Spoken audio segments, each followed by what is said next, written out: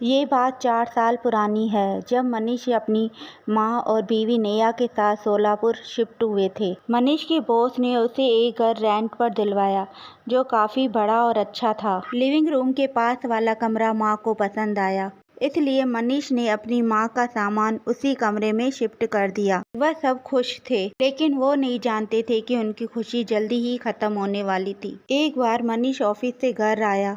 वह अपनी माँ के कमरे में गया। उसकी माँ रेडियो पर गाना सुन रही थी। तेरे बिना जिंदगी से कोई शिकवा तो नहीं, शिकवा नहीं। अपनी माँ को खुश देखकर मनीष भी बहुत खुश हुआ और अपने फोन से अपनी माँ का फोटो खींचा और माँ से पूछा कि ये रेडियो कहाँ से आया। तो माँ ने बताया कि मैं स्टोर रूम में सामान रखने गई थी, तो वहाँ बक्से से गाने की आवाज आ रही थी। मैंने बक्सा खोला तो उसमें रेडियो था। मुझे पसंद आया तो मैं रूम में लेके आ गई। मनीष भी अपनी माँ को खुश देखकर खुश था, इसलिए ज्यादा अपनी माँ को कुछ नहीं बोला और कमरे से बाहर आ गया। लेकिन माँ का रेडियो के प्रति लगाव बढ़ता जा रहा था। एक रात मनीष और नेहा खाना खा रहे थे, तो मनीष ने नेहा से पूछा, माँ ने खाना खाया? तो नेहा ने बताया कि माँ को मैंने सुबह भी खाना दिया था और अभी भी खाना दे के आई हूँ, लेकिन माँ खाना नहीं खा रही है, सिर्फ रेडियो ही सुन रही है।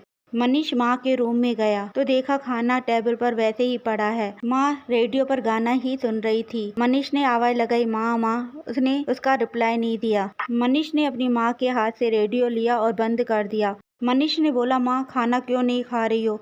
हमेशा इस गंदे से रेडियो को अपने पास लेके बैठी रहती हो। तो उसकी माँ ने मनीष को थप्पड़ लगा दिया और बोला, ये गंदा नहीं है रेडियो और तुम मेरे कमरे से निकल जाओ। मनीष गुस्से से बाहर आ गया, क्योंकि आज तक उसकी माँ ने उसे थप्पड़ नहीं लगाई थी। मनीष और नेहा अपने कमरे में बातें कर रहे थे, तो तभी माँ के कमरे से चीखने की आवाज आई। दोनों दौड़कर माँ के कमरे में गए तो हक्के बक्के रह गए। उसकी माँ खून से लथपथ पड़ी थी, उसके पेट से खून निकल रहा था। माँ के जाने से नेहा और मनीष दुखी थे। एक बार मनीष ऑफिस से घर आया तो उसकी माँ के कमरे से गाने की आवाज आ रही थी। मनीष कमरे में गया तो देखा कि उसकी बीवी उसकी माँ की तरह आराम कुर्सी पर बैठकर वही गाना सुन रही थी। उसने अपनी बीवी को अपने कमरे में चलने के लिए कहा, तो नेहा ने मना कर दिया। मनीष ने भी ज्यादा कुछ नहीं कहा और अपने कमरे में चला गया।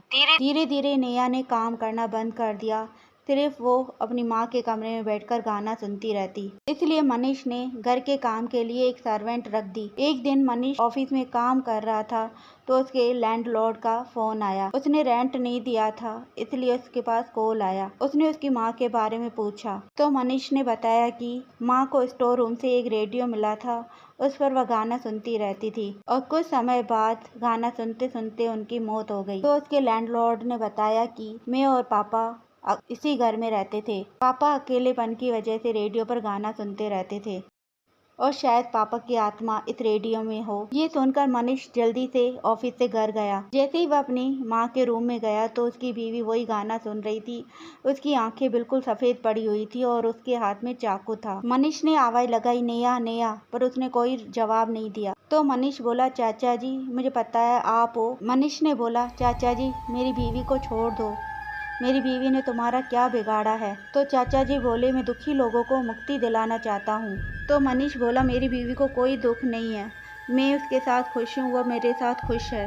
तो चाचा जी बोले, उसे बच्चा नहीं होने का दुख है। मनीष ने अपनी माँ को तो खो दिया था, लेकिन अपनी बीवी को खोना नहीं चाहता था, इसलिए वह अपने रूम में गया और बैट लेकर आया। मनीष को पता था ये रेडियो ही परेशानी का कारण है, इसलिए वह रेडियो को तोड़ना चाहता था।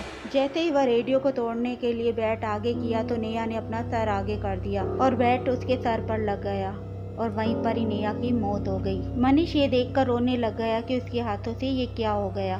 तेरे बिना जिंदगी से कोई शिकवा तो नहीं, शिकवा नहीं। और आज भी वो रेडियो अपने अगले शिकार की तलाश में है।